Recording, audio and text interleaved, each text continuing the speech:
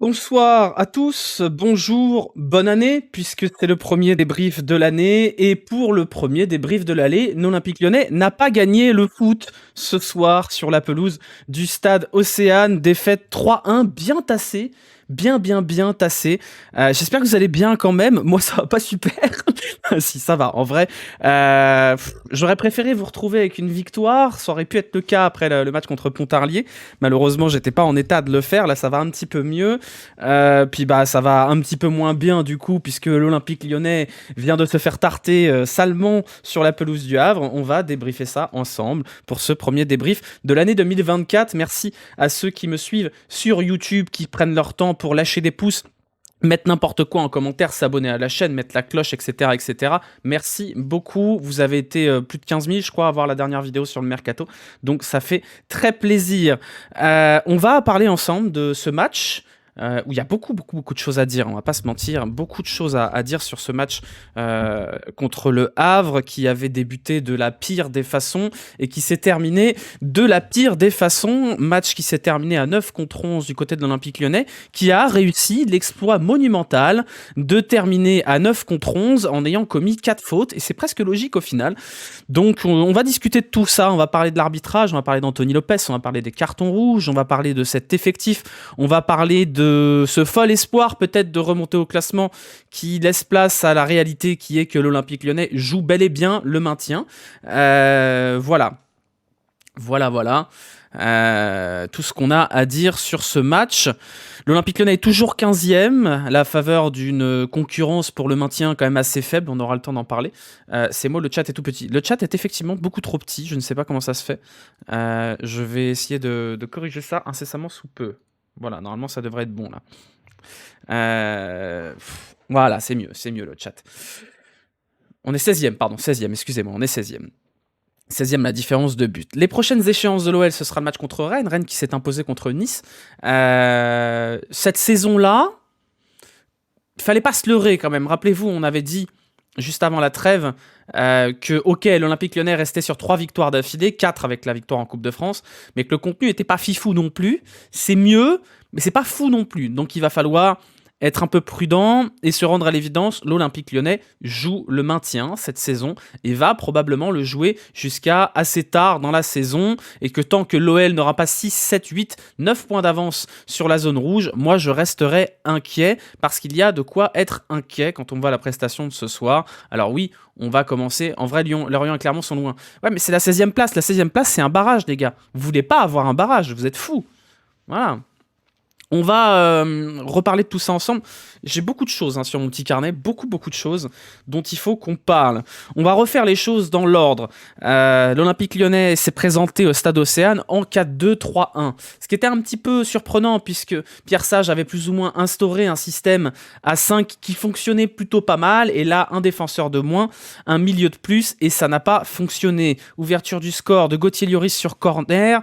On va en parler puisque ce corner fait immédiatement suite à une faute non sifflée sur Clinton Mata de la part de Gaël Angoula, qui a livré une prestation absolument grandiose. Gaël Angoula, encore une fois, attention, on ne crie pas au complot, les instances ne sont pas contre l'OL, c'est juste l'arbitrage en France qui est pas ouf.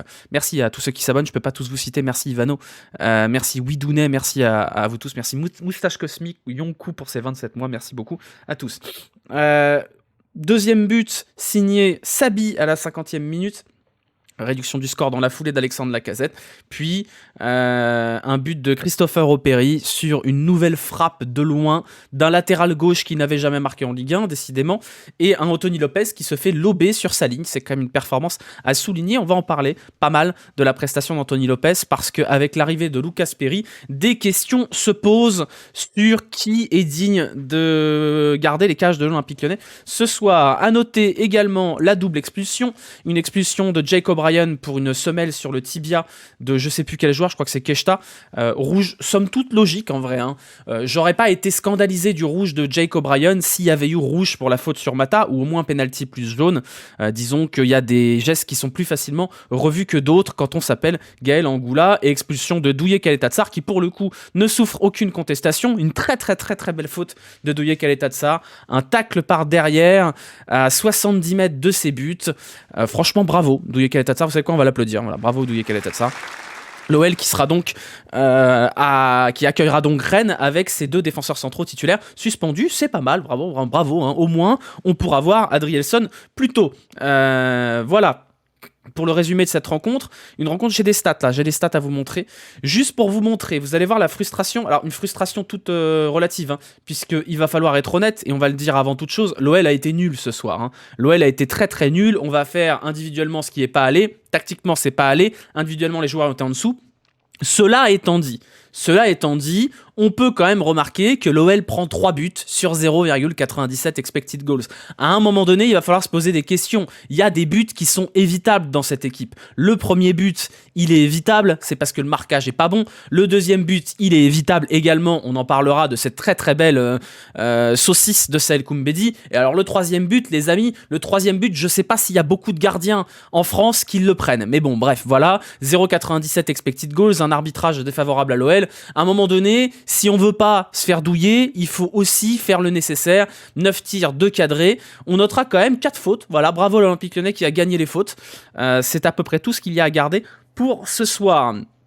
Voilà pour les stats. Tout ça pour dire que cette victoire du Havre est méritée. Est-ce que les faits de jeu et l'arbitrage ont suffisamment pesé sur la rencontre pour que ça change quelque chose ? Oui, sûrement. Sûrement que si le penalty est sifflé sur la faute de Clinton Mata, les choses peuvent changer. Sûrement que si cette main est vue juste avant la mi-temps, ça peut changer. Maintenant, il faut être honnête. L'Olympique Lyonnais n'a pas été au niveau et le Havre a été meilleur ce soir. Le Havre a été meilleur. Donc certes, c'est une victoire qui est plutôt méritée, mais avec des faits de jeu qui ont été contraires à l'Olympique Lyonnais, ce qui crée une certaine frustration et ce qui va peut-être nous empêcher d'être à peu près honnête et lucide par rapport à ce qu'on a vu, c'est-à-dire de la grosse merde du début jusqu'à la fin, avec quelques sauvetages, que ce soit cette belle passe décisive de Cherki ou ce but de Lacazette, mais dans l'absolu, tout le monde a été relativement très très faible sur ce match-là. Jamais pénalty sur Mata en fait. Bah, s'il n'y a pas pénalty sur Mata, je sais pas ce qu'il vous faut. Hein. Oui, mais il joue le ballon alors qu'il se fait saccager le jeu. Alors je suis désolé les gars. Si on joue le jeu des images arrêtées, parce que visiblement on joue le jeu des images arrêtées, là faut m'expliquer là. Là faut m'expliquer. Je dis pas qu'il n'y a pas rouge sur O'Brien. Hein. Attention, je précise bien, il y a rouge sur O'Brien. Pied sur le tibia, c'est rouge. Tout est sifflé, tout est cartonné sur ces fautes-là. Mais ça, c'est un tac qui n'est pas maîtrisé. Cherki, il a pris rouge en faisant une passe pour un truc à peu près similaire. Et on a tous crié au scandale, mais à un moment donné, il faut être cohérent aussi. Donc, à un moment donné, si on veut être honnête, un pied sur un tibia, c'est faute, c'est rouge. Donc moi, il faut m'expliquer. Après, encore une fois, c'est Gaël Angoula. Gaël Angoula, ça fait des années et des années qu'on sait qu'il n'est pas forcément au niveau. En plus, et alors là, moi, il y a un truc qu'il faut m'expliquer. Il y a vraiment un truc qu'il faut m'expliquer. Et encore une fois, je joue pas à la théorie du complot. Mais on nous a fait chier pendant des années et des années sur Clément Turpin, qui est né en banlieue lyonnaise, même s'il a grandi en Bourgogne. Tout ça pour nous mettre, lors de Le Havre-Lyon, un arbitre qui est né et qui a grandi et qui a été formé dans les environs du Havre. Mais ça n'a pas de sens. Ça n'a pas de sens. Si vous voulez que les choses soient pas polémicables, bah mettez pas un arbitre né au Havre pour un match du Havre. C'est débile, ça n'a pas de sens. Donc encore une fois, est-ce que Gaël Angoula est pro Le Havre ? Non, je vous dis pas qu'il est pro Le Havre, mais disons que c'est un terreau fertile à ce qu'on se sente un petit peu lésé, et quand on voit les décisions du soir, c'est un petit peu gênant. Maintenant, on a dit ça, tout ça ne change pas le fait que l'OL a été nul et que l'OL mérite de perdre ce soir. Voilà. Sauf que quand on est un club et qu'on joue le maintien, on est forcément un club un peu nul et que les matchs se jouent sur des détails. Et si en plus d'être nul, les décisions arbitrales sont contestables et un peu cheloues, je suis pas sûr que ça aide quand même à une certaine équité sportive. Donc bref, voilà. Lésé est un petit mot. Bah, moi, j'étais pas content. Voilà. J'ai tout noté. Bref. Retour en octobre, hein. On a bien rigolé en décembre, on a bien espéré quoi que ce soit. Maintenant, c'est peut-être un mal pour un bien. Parce que je vous rappelle que quand l'OL a enchaîné 3 victoires, John Textor s'est dit « Oh bah c'est bon, ça tourne, il n'y a pas besoin de recrues. » Si, il y a besoin de recrues. Il y a besoin d'un 6, il y a besoin d'un 8, il y a besoin d'ailier. On a bien vu les trous béants qu'il y avait dans cette équipe. Il y a même probablement besoin d'un latéral quelque part. Et il y a peut-être besoin aussi d'aller faire un petit peu de concurrence au niveau du poste de gardien. Donc voilà, on va voir le mercato. On est le 14 janvier, il reste 15 jours de mercato. Il va falloir bombarder les amis. Il va falloir bombarder parce que là, ce club, il a besoin de recrues quand même. Hein. Il a besoin de recrues. Qu'est-ce que j'ai noté Jake O'Brien, on va commencer parce que c'est un peu lui qui saccage le match quand même, hein, Jake O'Brien. Parce que déjà à la 3e minute, il y a cette saucisse de O'Brien qui relance dans l'axe, puis ensuite il fait faute en position de dernier défenseur, et il est sauvé par un hors-jeu qui est très limite, qui est existant mais qui est très limite, et Jake O'Brien, derrière, 20 minutes plus tard, fait cette faute-là qui est inutile en plus parce qu'elle est au milieu du terrain et se fait expulser. On l'a encensé, Jake O'Brien, moi le premier, j'ai beaucoup aimé ce que j'ai vu de Jake O'Brien sur la première partie de saison, mais force est de constater que ce match-là, il est quand même un petit peu pour lui, parce qu'il fait déjà une énorme saucisse à la 4e minute et il en fait une deuxième, à un moment donné, un miracle, pas deux, c'est logique. Donc ce soir, il est un peu pour Jake O'Brien aussi quand même, parce que certes, cette faute sur Mata, elle n'est pas sifflée, mais si Jake O'Brien ne se fait pas expulser, peut-être que l'OL ne sombre pas dans la foulée. Donc voilà. La def a deux le tue. Je sais pas. En tout cas, c'est pas un bon match de Jake O'Brien. Il va aller faire un petit tour du côté des tribunes, puisqu'il va être suspendu pendant 2 matchs pour un carton rouge direct. Donc on va pas le voir pendant quelques temps. Ça lui fera peut-être pas de mal d'ailleurs. Mais il touche pas le gars à la 4e minute. Qu'il le touche ou pas, en fait, c'est presque pas important, puisque de toute façon, il y a hors-jeu, mais c'est une situation de danger, et moi, j'aurais pas été surpris qu'il prenne rouge, parce que même s'il l'effleure, c'est un anéantissement d'une action de but, et ça aurait été logique. Donc tout ça pour dire que Jake O'Brien, il a échappé à la sanction à la 4e minute pour refaire une même saucisse 20 minutes plus tard. Donc il voulait vraiment le prendre, ce rouge. Donc un peu déçu par Jake O'Brien sur ce match-là. Maintenant, le reste, derrière, moi, je pense qu'il faut qu'on parle d'un truc. Parce que c'est pas le centre de ce match-là. Hein.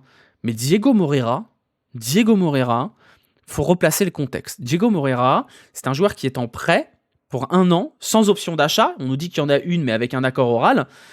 Pour 2,8 millions pour 10 mois. C'est quand même cher, 2,8 millions pour 10 mois. Diego Moreira, je pense pas qu'il ait le niveau Ligue 2, honnêtement. Je n'ai pas vu un seul moment où Diego Moreira m'a fait me dire « Oh, c'est pas mal ». Je pense sincèrement qu'il y a des mecs en U19 à Lyon qui sont meilleurs que lui. Je comprends pas ce recrutement, et c'est vraiment la preuve, Diego Moreira, qu'il nous faut un autre ailier, parce que Malik Fofana, c'est bien, il va falloir quelqu'un d'autre, parce que Diego Moreira, ça va vite retourner à Chelsea direct. Moreira, il y a un côté ressé, ouais. Je comprends pas. Je vois aucune qualité dans ce joueur. Il est peut-être un peu rapide, mais il a pas d'intelligence de jeu, il a pas de supériorité technique, pas de supériorité athlétique, et il a coûté 3 millions quand même. Il a coûté 3 millions. Vous vous rendez compte de ce que c'est que 3 millions pour 1 an?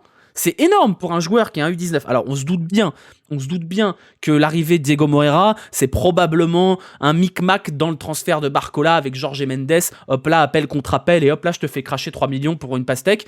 Mais c'est quand même assez dramatique de voir qu'aujourd'hui, dans l'effectif actuel de l'Olympique Lyonnais, Diego Moreira, par absence de concurrence, se retrouve titulaire alors qu'il a probablement même pas le niveau Ligue 2. Et là, ça pose la question de savoir, était-ce vraiment nécessaire de prêter Jefinho aussitôt, alors qu'on n'a toujours pas de recrue pour le remplacer. Enfin, il y a Malik Fofana qui est arrivé, mais il manque toujours des éléments dans cette attaque. Peut-être que le propriétaire de Botafogo aurait pu être un petit peu plus sympa avec le propriétaire de l'Olympique Lyonnais, en accordant peut-être 1 semaine ou 2 semaines de plus à Jefinho à l'Olympique Lyonnais. Mais après, je veux bien comprendre que John Textor ait eu du mal à négocier avec John Textor pour que Jefinho reste un petit peu plus longtemps. Mais cette situation-là de Diego Moreira titulaire aujourd'hui, c'est une erreur sportive de la part de John Textor. Voilà, donc il faut le dire. Merci Torkson pour l'abonnement. C'est pas la clé du match, Diego Moreira, mais pour moi, c'est révélateur quand même de se dire « Oh bah tranquille, on a gagné 3 matchs, on peut se permettre de faire un petit peu n'importe quoi en balançant Kadewere en prêt et balançant Jefinho par-dessus la fenêtre alors qu'on n'a pas vraiment replacé et que Malik Fofana n'est pas prêt. » C'est une erreur. Voilà, donc on va attendre la fameuse recrue qui devrait arriver du côté de l'aile, en priant pour que ce soit Arnaud Donnarumma, même si la piste semble s'être un peu refroidie, mais il faut quand même un ailier de plus, parce que Malik Fofana, sur le peu qu'il a montré quand il est rentré, a montré qu'il avait probablement le niveau pour être titulaire dans cette équipe, même si on n'a pas vu grand-chose, mais on a au moins vu un mec qui court vite et qui sait dribbler, c'est déjà plus que la moitié de l'équipe, mais il va falloir quand même renforcer un petit peu cet effectif. Donc Tino cartonne avec Nantes, c'est très bien pour lui, et c'est très bien, et c'est la meilleure chose qui puisse arriver pour les deux, parce que Tino Kadewere à l'OL ça marchait plus. Maintenant, encore une fois, voilà, se séparer de Tino Kadewere, oui, ok, d'accord, mais se séparer de Tino Kadewere sans avoir assuré ses arrières, c'est un problème, et on le voit bien, le problème c'est que Diego Moreira, aujourd'hui il joue 60 minutes, et il est inexistant, il est nul comme il l'a été depuis le début de la saison, donc voilà, Kadewere bof aujourd'hui, 4 passes clés Kadewere aujourd'hui, donc il n'a pas été buteur, mais il a quand même été pas mauvais du tout. Fofana et Donnarumma, c'est 2 du côté gauche. On a Nuama côté droit, donc c'est pas un problème dans l'absolu. Mais bref. Voilà. Qu'est-ce que j'ai noté ? J'ai noté un Corentin Tolisso qu'on avait encensé sur les derniers matchs de la saison, de l'année dernière, pardon. et qui a été un cadavre aujourd'hui, mais vraiment un cadavre, hein, Tolisso aujourd'hui. Sur chaque attaque Avrez, il défendait pas. Je sais pas ce qui se passe avec Tolisso. Un coup ça va pas. J'ai pas d'explication. Il ne joue pas 60 minutes, il sort à la 30e. Hein de quoi vous parlez? De Diego Moreira? Ah oui, pardon, il sort très tôt, effectivement. Pardon, excusez-moi. Je pensais qu'il était sorti plus tard. Tolisso Ndaché. Tolisso, je suis perdu. Je suis perdu parce que les rares fois où il monte son niveau, je me dis, ah bah on peut compter dessus. Et il y a des matchs comme ça où j'ai envie de tout casser, quoi. Enfin, le match de Tolisso ce soir, oh là là, c'est bouffé au milieu, quoi. Et je veux dire, j'ai un total respect pour Kouzaïev, Targaline et Keshta, qui sont des très bons joueurs, hein, les trois, je veux dire, sans aucune ironie. Mais là, le milieu de l'OL, c'est dur, hein. C'est très très dur. Hein. Maxence Cacré, on va en parler aussi, même si ça a été un petit peu mieux en seconde période. La première période de Cacré, c'est que des passes en touche. Avec le ballon, ça a été calamiteux. Donc ce milieu-là, moi je suis 100% pour qu'on lui fasse confiance. Mais des matchs comme ça, c'est pas possible. C'est pas possible. Ils se sont fait manger, mais sale. Donc merci, hein, le match contre Pontarlier. Mais là, et encore une fois, c'est Le Havre en face. C'est des bons joueurs. Mais c'est pas le PSG, quoi. C'est pas Lens, c'est pas Monaco. C'est Targaline, Keshta et Kouzaïev qui sont des bons petits jougadors. Mais Cacré et Tolisso, ils se sont fait massacrer comme si c'était des poussées de Coupe de France, quoi. Donc, je suis un peu perdu là-dessus. J'ai quand même cette question de pourquoi passer à 4 derrière alors que le système à 5 avait plutôt bien marché et que vous y avez Mata, il y avait Tagliafico, il n'y avait pas vraiment de raison de passer à 4 derrière, si ce n'est l'absence de Lovren. Mais bon, il y a d'autres joueurs quand même qui sont opérationnels. Donc j'ai du mal à comprendre, honnêtement. La défense à 5, elle avait amené un petit peu de stabilité. Alors oui, c'était pas hyper flamboyant devant, mais ça amenait de la stabilité. Et là, on a bien vu que la stabilité a volé en éclats. Le nombre d'occasions concédées par l'OL, même si ça n'a pas forcément abouti à un but ni à un tir, on a bien vu que derrière, ça tirait la gueule, quoi. Moi, j'ai eu le sentiment d'avoir un Douye Kaletatsar et un Jake O'Brien qui étaient complètement paumés, qui n'avaient plus de repères qu'ils avaient quand ils étaient à 3 derrière. Donc ça, c'est un problème, et je pense que c'est la première erreur tactique de Pierre Sage depuis son arrivée à Lyon, d'avoir voulu faire confiance à sa défense à 2, et c'est un échec cuisant. Un échec cuisant. Qui mettent en charnière contre Rennes. Point d'interrogation. On va voir. Lovren sera de retour. Je pense que ce sera Lovren Adrielson ou Lovren Matin. On va voir. Qu'est-ce que j'ai noté également? Koumbedi. Encore une fois, j'en veux pas à Koumbedi. J'en veux pas à Koumbedi parce que Koumbedi, il est jeune encore. Il est très jeune. C'est un joueur qui a été recruté en Ligue 2 avec relativement peu d'expérience. Moi, j'en veux à ce club de nous avoir fait croire, parce que Koumbedi avait sorti 4-5 bons matchs dans la foulée du départ de Gusto, que Koumbedi pouvait être une solution de long terme au poste d'arrière droit. Et Koumbedi, il est pas prêt. Il est vraiment pas prêt. Koumbedi, je pense qu'il a besoin d'être prêté en Ligue 2, de faire une saison complète en Ligue 2, parce que là, ce qu'il fait sur le deuxième but, Koumbedi, c'est une erreur de jeunesse. Il se prend une toute petite poussette dans le dos, il s'écroule, il arrête de jouer. C'est une vraie erreur. C'est une vraie erreur. Et alors après, je vous en parle pas, on va parler de Lopez après, mais Koumbedi, pour l'instant, n'a pas le niveau Ligue 1, c'est un fait. On s'est fait un petit peu avoir sur les quelques bons matchs qu'il avait pu faire au moment où Gusto est parti, mais c'est pas suffisant. Ce n'est pas suffisant, que ce soit défensivement ou même offensivement, même si offensivement c'est un petit peu mieux que défensivement. On n'y arrivera pas. Donc certains arbitres la sifflent. Bah ouais, mais bon, le problème c'est que vous avez Gaël Angoula. Donc Gaël Angoula, vous savez très bien que ici il a envie, ici s'il est de bonne humeur, voilà. Donc Koumbedi, pour l'instant, c'est trop jeune, c'est trop frêle. Et on voit bien que dès que Mata n'est plus là, c'est open bar sur son côté. Et là, on a vu que Christopher Opéry, il avait fait beaucoup de mal à ce côté droit lyonnais, jusqu'à marquer ce but magnifique, hein, on va en reparler un petit peu après. Mais voilà, Koumbedi, c'est compliqué, quoi. J'ai noté aussi un Cherki qui, pour le coup, a pas été si mauvais que ça, puisque sa passe décisive pour Alexandre Lacazette est très belle. Beaucoup de déchets, mais bon, c'est un peu inhérent à Cherki. Par contre, il y a vraiment un truc où je peux plus, Cherki. Il passe son temps à râler. On dirait un débrief de Serious Charlie, quoi, tellement il pleure sur le terrain. C'est un enfer. Même quand il fait des erreurs bêtes, à un moment donné, vous avez Fofana qui lui donne, il lui remet n'importe comment, Fofana peut pas l'avoir, et il râle sur Fofana. Il passe son temps à râler. Cherki. Et je pense que ça doit être hyper énervant pour ses coéquipiers autour de lui, parce qu'il n'est pas parfait. À la limite, s'il était parfait et que les autres autour de lui étaient nuls, pourquoi pas. Mais ce soir, Cherki, il n'est pas outrageusement bon, et il fait des erreurs, il fait des mauvais choix. Bon, il se sauve parce qu'il y a une passe décisive, et on a suffisamment critiqué Cherki pour son absence de stats, pour pouvoir quand même saluer le fait que cette passe décisive, elle est existante, et elle est plutôt belle. Il faut qu'il arrête de râler, quoi. Faut qu'il arrête de pleurer sur ses coéquipiers, c'est insupportable. C'est insupportable, faut que quelqu'un le recadre, faut le pourrir, j'en sais rien. Faut que Lacazette fasse quelque chose. Il arrête pas de râler, mais Lacazette aussi, il râle. Donc, c'est... Je sais pas, je suis un peu agacé, moi. Je suis un peu agacé parce qu'on voit bien que Cherki, il crée des choses quand même. Il y a des choses qui se créent avec lui, il y a des choses qui se font. Et cette passe D, elle sort pas du cul d'une chèvre. Mais l'état d'esprit, il faut que ce soit plus positif pour Cherki. Et après, oui, c'est vrai, je suis d'accord avec toi ce que tu dis, Eha. Bon, on va reparler d'arbitrage, mais Le Havre a fait 15 fautes, des grosses fautes en plus, un seul carton jaune, et Cherki s'est fait découper tout le match, notamment sur le 3e but, et bon, bah, il n'y a pas de faute. Voilà. Bon, on a bien vu de toute façon que l'arbitrage de ce soir était un scandale, on va pas en parler outre mesure. De toute façon, l'OL était nul, ça m'aurait fait davantage chier que l'arbitrage soit scandaleux si l'Olympique Lyonnais avait été proche de gagner. Bon, là, j'ai envie de vous dire que quand vous avez un gardien de but qui donne 3 buts, bon, bah on peut pleurer sur l'arbitrage autant qu'on veut, hein, mais à un moment donné, on n'est pas non plus obligé de se prendre 3 buts. Hein. C'est pas obligé, c'est pas forcé. Donc, il a été trop fort, mais il fait que râler. Trop fort, faut doser quand même. Il a été ok. Ce soir, c'est un match ok de Cherki. Un match pas mal, un match intéressant, avec du déchet, avec beaucoup de défauts, avec beaucoup de mauvais choix, mais avec des bons choix, avec des choses intéressantes, avec une bonne période, notamment en rentrée de vestiaire à la seconde période. Mais l'attitude, je pense pas qu'elle rayonne sur ses coéquipiers. Donc voilà, on peut critiquer Lopez, mais il n'est pas aidé par ses défenseurs ce soir. Ok, il n'est pas aidé par ses défenseurs, mais à un moment donné, on va faire le bilan d'Anthony Lopez, parce qu'il faut bien le faire. Hein. Juste point classement, l'Olympique Lyonnais est 16e ce soir, avec 16 points, donc 2 de plus que Clermont et 4 de plus que Lorient, et est à égalité de points avec Metz, avec un but de moins au goal average. Donc ce soir, l'OL est à 2 points de la 12e place, donc c'est pas catastrophique. Maintenant, attention, le prochain match, c'est Rennes, c'est déjà un match coup près, et les prochaines échéances vont pas être faciles pour autant. Les prochains matchs de l'OL, c'est Rennes, puis c'est Marseille, puis c'est Montpellier, puis c'est Nice, et il y aura ce fameux Metz-Lyon qui sera décisif. Il y aura aussi Toulouse d'ici mi-mars, ça va être très compliqué quand même. Hein. Ça va être très compliqué, il faudra espérer quelque chose contre Rennes, qui a fait un très très très bon match pour le coup contre Nice. Rennes qui retrouve un petit peu de l'allant, après Nice a été particulièrement nul, mais c'est ça les prochaines échéances.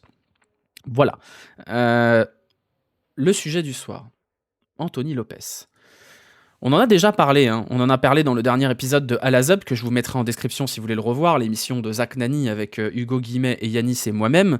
J'avais dit, moi, dans cette émission-là, que Anthony Lopez avait un salaire, probablement le 2e salaire de Ligue 1 au niveau des gardiens, et j'avais du mal, moi, à trouver 3 ou 4 gardiens de Ligue 1 objectivement inférieur à lui. Vous voyez ce que je veux dire par là ? Je vous dis pas c'est le pire gardien de Ligue 1, bien évidemment. Mais pour moi, Anthony Lopez, il est dans cette espèce de ventre mou des gardiens de la Ligue 1 qui ont des qualités mais aussi beaucoup de défauts. Sauf que Anthony Lopez a un salaire de joueur de Ligue des Champions. Et un statut aussi qui est incontestable à l'OL. On voit depuis le début de la saison qu'il y a quand même énormément de buts sur lesquels, à défaut d'être le principal coupable, il n'est pas le sauveur. Ça fait combien de fois cette année qu'on prend des bangers parce que Anthony Lopez est avancé. Et là, vous le voyez, le but de Opéry. C'est une frappe qui est très belle, la frappe. Mais elle n'est pas non plus pleine lucarne, elle tape pas la barre. Anthony Lopez est sur sa ligne et il se fait lober. Il est en retard au moment de sortir la parade. Sur le premier but, c'est une frappe qui peut capter et qu'il envoie en corner et le corner donne but. Sur le 2e but, c'est un cafouillage aussi. Donc sur les 3 buts, Anthony Lopez ne sauve pas l'Olympique Lyonnais. Donc après, il fait un bel arrêt une fois qu'il y a 3-1, mais ça sert à rien. Et moi, j'ai un peu de mal avec ce fait qu'Anthony Lopez, c'est le meilleur gardien de Ligue 1 une fois que son équipe a pris 2 buts. C'est quand même problématique. Là, vous avez 3 buts encaissés. Le premier, c'est sur une frappe qui est possible de capter, qui relâche et qui part en corner. La deuxième, c'est un cafouillage qui prend la balle entre les jambes. Et la troisième, elle est clairement pour lui puisqu'il est lobé sur la ligne. À un moment donné, si on fait les pour et les contre, on a un jeu au pied qui est pas bon. On a un gardien qui n'est pas foncièrement décisif sur sa ligne et qui ne dégage pas une impression de sérénité outre mesure.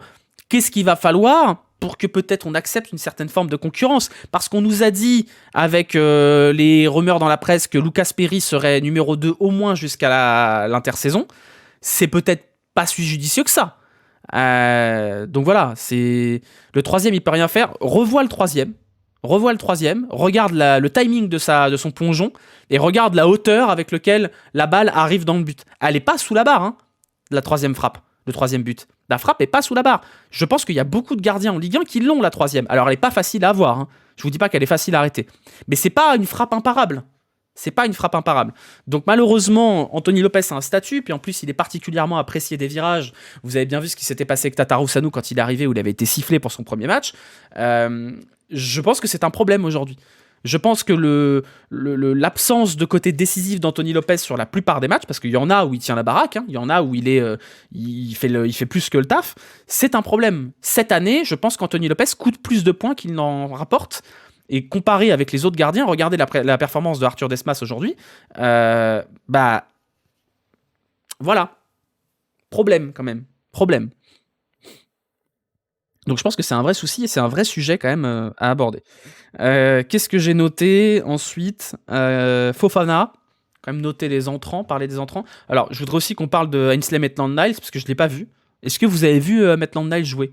Parce qu'apparemment il était titulaire. Moi j'ai pas vu Maitland-Niles. Voilà, je sais pas, je sais pas ce qu'il a joué, je sais pas où il a joué, je l'ai pas vu.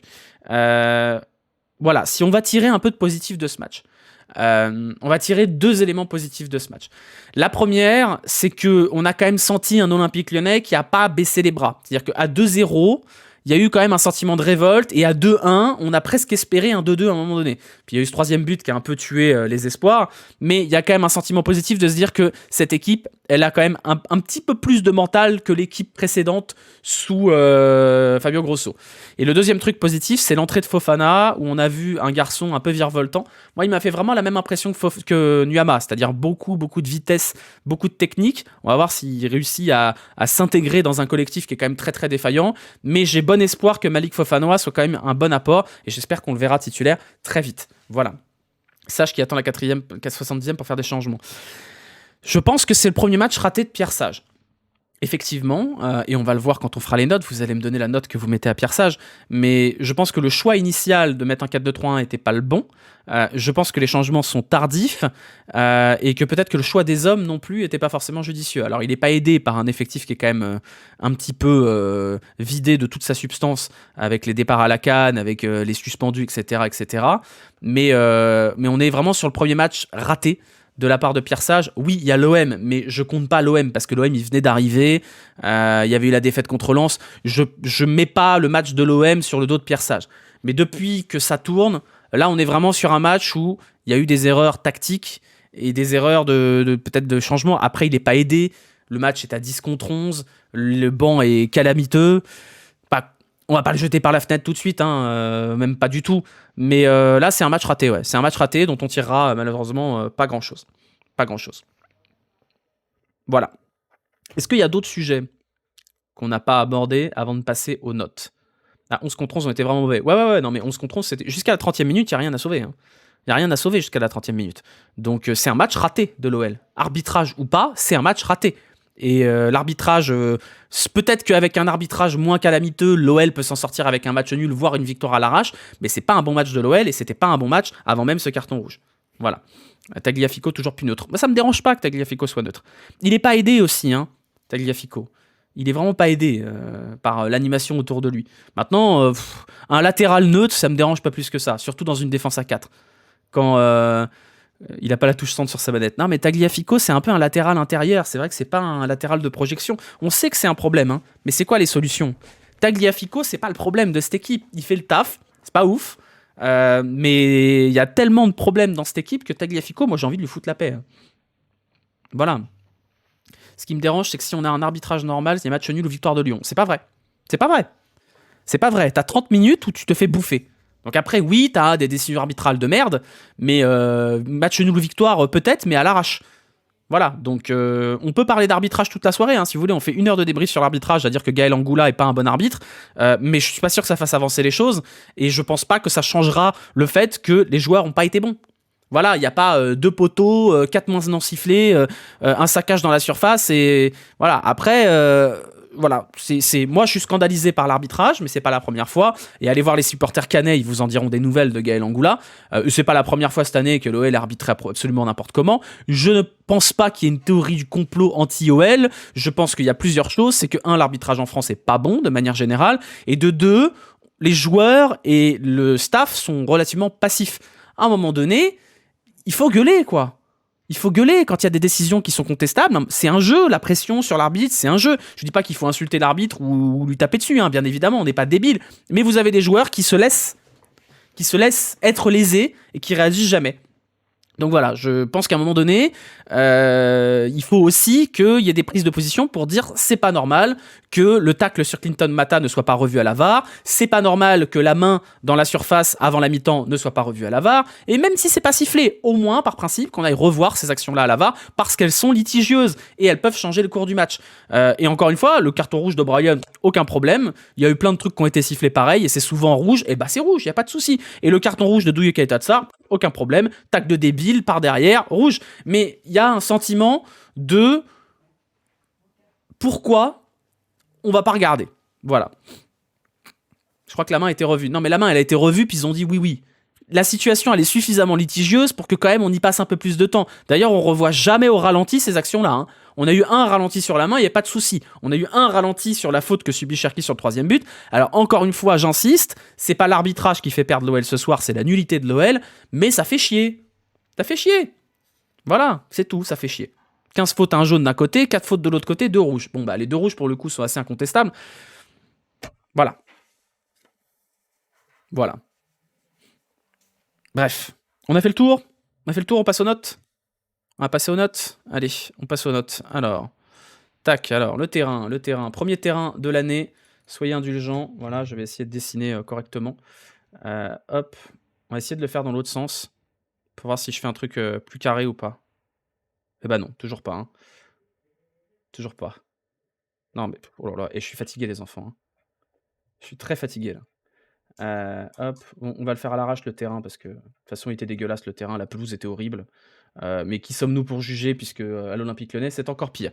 Alors la compo du jour, nous avions Anthony Lopsch, nous avions Douye Kaletatsar, O'Brien, le pire terrain que j'ai vu. Le terrain est affreux, je m'en excuse. Clinton Mata, on avait AMN, Tolisso, Cacré, Lacazette. Ah merde, Diego Moreira était à gauche ou pas? Oui, Diego Moreira. Non, Diego Moreira était là. Bon, de toute façon, on s'en fout, on l'a pas vu. Donc. Et Cherki, et j'ai oublié Tagliafico, sachant qu'on va rajouter. Qui c'est qui est rentré? C'est Koumbedi qui est rentré. Hein. C'est ça, hein? C'est Koumbedi qui est rentré à la place de Moreira. Ouais, c'est Koumbedi. Donc on va rajouter un Koumbedi en bleu. Non, pardon. Hop. Ok, les notes, c'est parti. Anthony Lopez. Je vous écoute, Anthony Lopez. 2, 3. 3, 2. 2. 2, 3. Non, mais pas 0, abusez pas quand même. 2, bah 2, hein. 2, ça me semble pas déconnant. Hein. 3 buts encaissés, 0,97 expected goals. Sur les 3 buts, il est fautif. 2, hein. 2, O'Brien. Bah, O'Brien, c'est un match absolument calamiteux. Je pense que O'Brien, pour le coup, il mérite un 1. Hein, parce que, voilà, c'est sa faute, elle est incontestable. L'action à la 4e minute, elle est gogol. C'est 1, hein, c'est 1 pour O'Brien. Kaletatsar.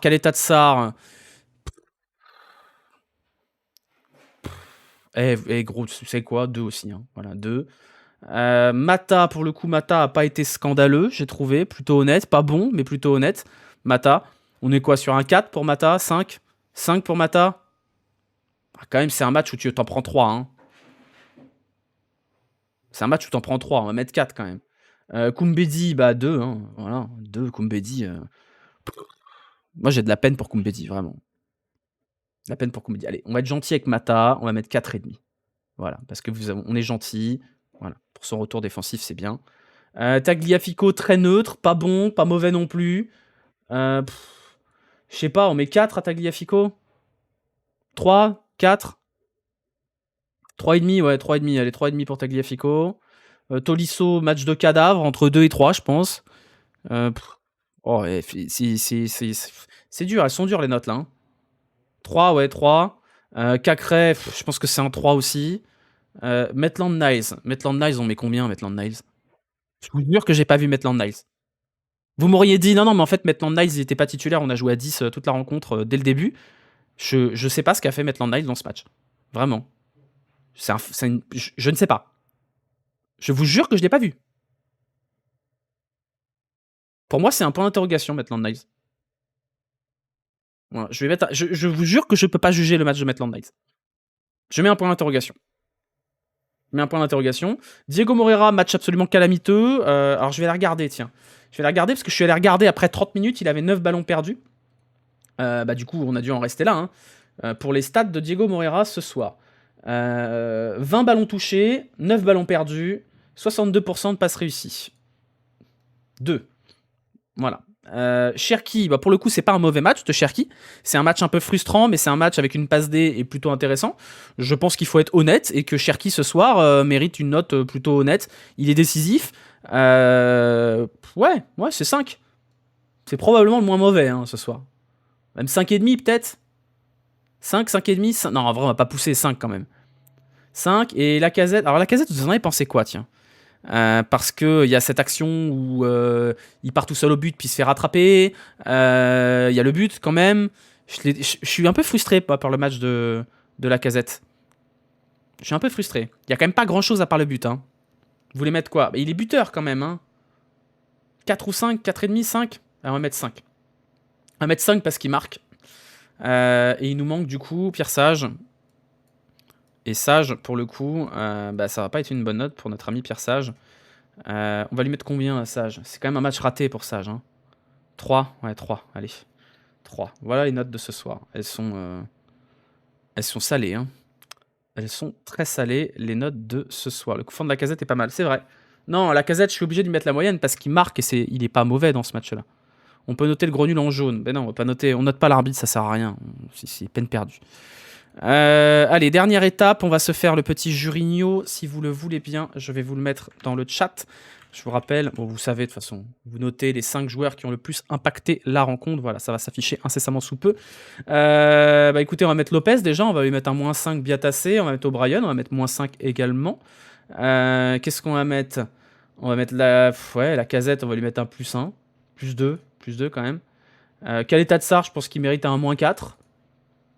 Et on met qui en dernier? On met qui? Mata en positif. Après, j'ai pas envie de mettre du positif. C'était quand même une sacré match de merde. Je vais tricher. Tolisso, Koumbedi. Vous voulez mettre Cherki? Vous mettre un +2 à Cherki? Vous voulez mettre un +2 à Cherki? Pour moi, non, en fait, c'est Moreira en vrai. Moreira, c'est pas Diego Moreira, c'est Diego Morora ce soir. C'est laborieux quand même. Bon, de toute façon, vous votez. Vous votez de votre côté. Moi, je vote du mien. Vous voyez, il y a 47 votes. Si j'appuie, pouf, 57. Et ça va monter au fur et à mesure. Vous pouvez aller voter. Votre vote, il a le même poids que tous les autres. Dick Zizi. C'est Daniel Moreira. Ouais. Il a pas assez joué, Moreira. Mais oui, il a pas assez joué, mais il y a cette frustration quand même. Oui, c'est dur pour Moreira parce qu'il a joué que 30 minutes. Mais ces 30 minutes, elles sont infâmes. Maintenant, Cherki, en vrai, Cherki fait un bon match. Donc, il faut savoir le reconnaître aussi. Voilà, c'est bien, je vous vois voter, la 68, ça va monter tranquillou. On a tout fait, on a tout vu. Écoutez, c'était le premier débrief de l'année. Il sera en replay sur YouTube comme d'habitude. N'hésitez pas à aller vous abonner à la chaîne YouTube. D'ailleurs, vous avez une chaîne VOD, je crois. Voilà, c'est bon, elle s'affiche. Vous pouvez vous abonner à la chaîne VOD, c'est pour les autres lives. C'est pas pour les lives débriefs. Les lives débriefs, ils sont sur la chaîne principale.